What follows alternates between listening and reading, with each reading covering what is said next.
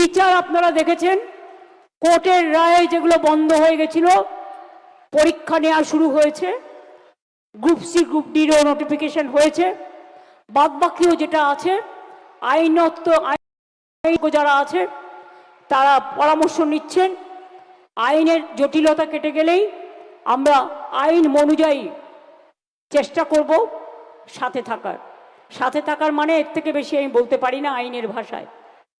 দ্বিতীয়ত হচ্ছে, আমি এখনো মনে করি 35,000 পোস্ট আমরা করেছি অ্যাডভার্টাইজমেন্ট, কিন্তু আরও 21,000 পোস্ট খালি আছে। এইটা কমপ্লিট হয়ে গেলে বাদবাকিটা আবার দেখে দেবো।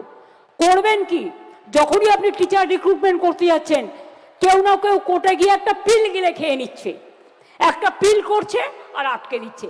আরে ছেলে মেয়েদের চাকরির প্রয়োজন নেই, আমি তো দিতে চাই, তোমরা কোর্টে যাচ্ছ কেন?